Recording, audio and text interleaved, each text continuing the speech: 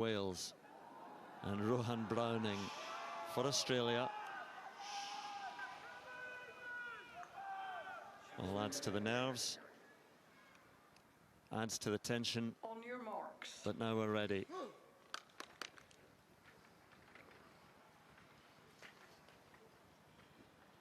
How can 32,000 who made such noise in the final of the women's 10,000 meters now fall so quiet?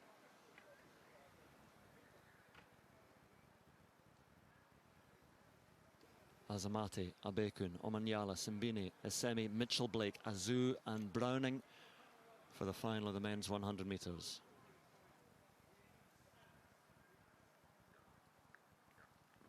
Set.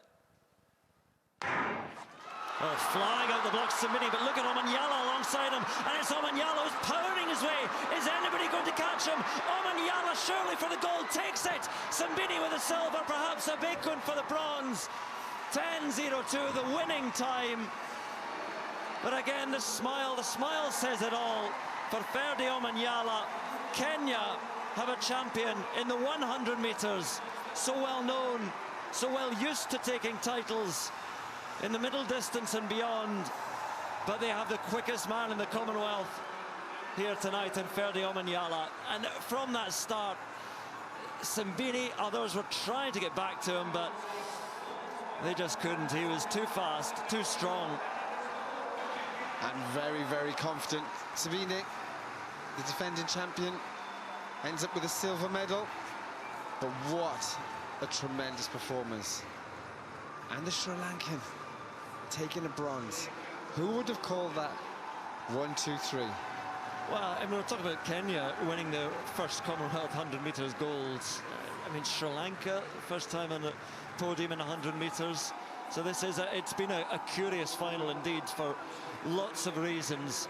Nathaniel Mitchell-Blake and Jeremiah Azu just couldn't get into that race at all. They had threatened and promised so much with their performance in the semi-finals, but really Omanyala, again, look at him, he's a sprinter. And he's got the smile of a champion now as well.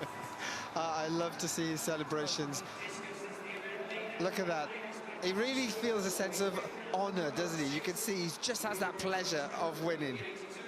No stress, saying, I'm the Commonwealth champion. What else do you expect? Great run. I think it was Simbini with the silver, Abeykoon with the bronze. And just as we look at a couple of replays, the frustrating thing for Nathaniel Mitchell-Blake and Jeremiah Azu will be that, you know, the times they ran in the semi-finals, I know it doesn't always work out like that, but the times they ran in the semi-finals would have got them onto the, you know, the very edge of the podium. But Omanyala out and gone, and from this point, Michael Johnson, no one was catching him. No one's catching him. I mean, he's got a great start. He's very compact.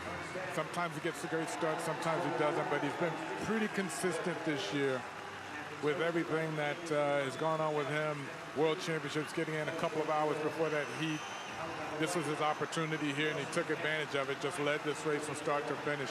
Akani Simbini, so much experience, been in 5th and 6th place in so many World Championship and Olympic finals, got a really good start over on Omanyala's right side, but it didn't bother him at all, and he was able to come through. He looked relaxed from the very beginning. It was interesting seeing Omanyala and Simbini sort of bumping knuckles right there on the start line as they were trying to figure out the start situation. You look right there and you see that actually coming out of that drive phase, Omanyala had a little bit of a dip and a little bit of a misstep there, but recovered well, didn't panic, and stayed with it here and still led this race from start to finish. Simbini, the reigning champion, relegated to 2nd place, but still a medal.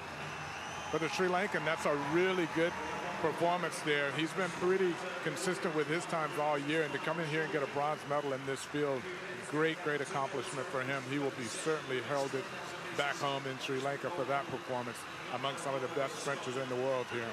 But Omanyala has been very good all year long, and yeah, it was so sad to see what happened to him at the championship, the World Championships, coming in and out a few hours before his preliminary heat. Made it through that, got into the semifinal, but that was the second day and the fatigue just took over and wasn't able to get into that final, where I think he would have certainly mixed it up with those with the Americans who swept it.